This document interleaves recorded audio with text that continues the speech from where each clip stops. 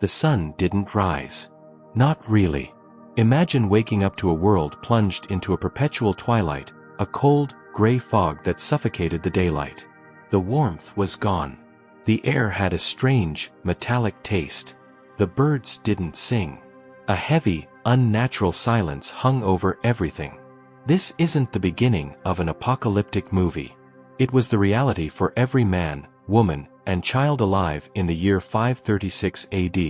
And they had no idea it was just the first day of the worst year in human history, the start of a decade of darkness, famine, and death on a scale that defies the imagination. To understand the depth of this horror, we first need to understand the world it broke. In the mid-6th century, the memory of the Western Roman Empire was still fresh, but the world was moving on. In the East, the Byzantine Empire, under the ambitious Emperor Justinian, dreamed of reclaiming its former glory. Its cities, like Constantinople, were beacons of culture, trade, and power, with 1 million souls living beneath the gleam of their golden mosaics.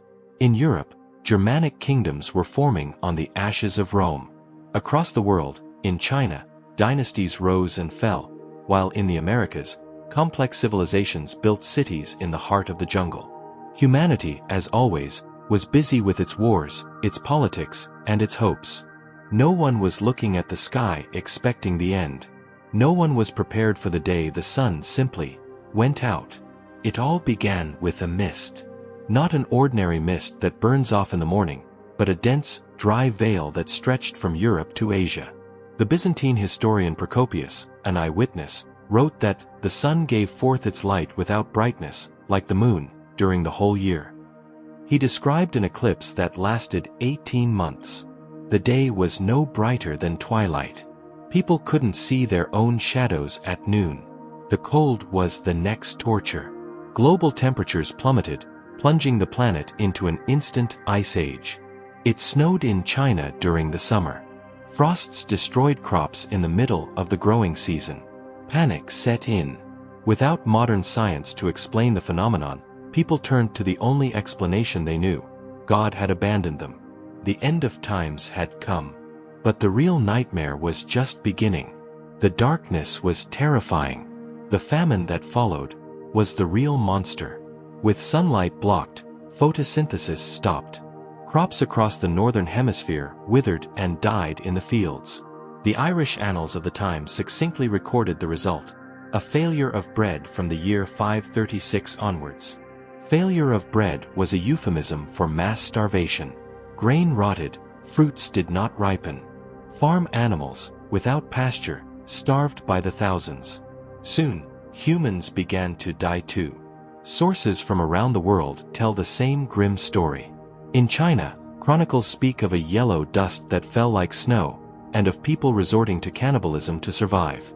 In Scandinavia, archaeological evidence shows entire villages abandoned, their inhabitants likely starved to death or fleeing in search of warmer lands. Civilization is a thin layer, and famine scratches it away until nothing is left. Communities turned on each other. Law and order collapsed.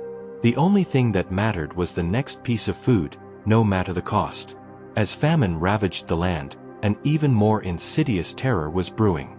A weakened population, with immune systems compromised by years of malnutrition, became the perfect breeding ground for disease. The world didn't know it, but the decade of darkness and famine was just the opening act for an unprecedented biological catastrophe. In the warm ports of Egypt, amidst the chaos and disruption of trade routes, an ancient bacterium, Yersinia pestis, found a new path.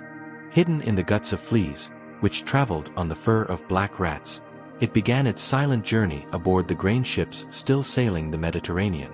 If you're discovering how history can be more terrifying than any fiction, consider subscribing so you don't miss our next investigations.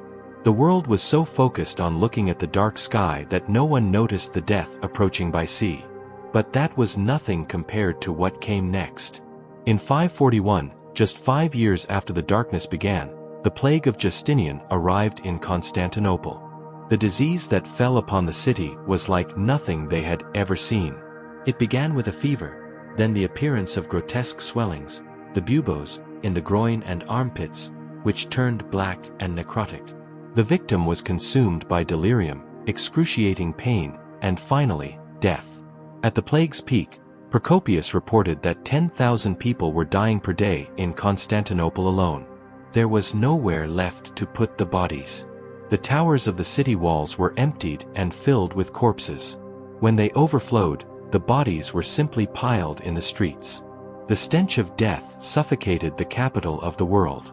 The plague was not a separate event, it was the final blow to a world already on its knees. The famine had claimed thousands.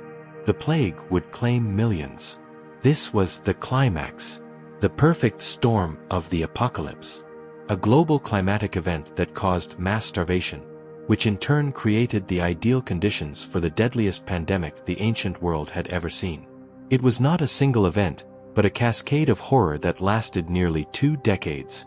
Cities that were vibrant centers of life became silent tombs. Justinian's empire, which dreamed of restoring Rome's glory, saw its army decimated and its coffers emptied. Estimates suggest that up to a third, perhaps even half, of the Byzantine Empire's population was wiped out. The world didn't just stop. It regressed. Silence reigned. The streets were empty.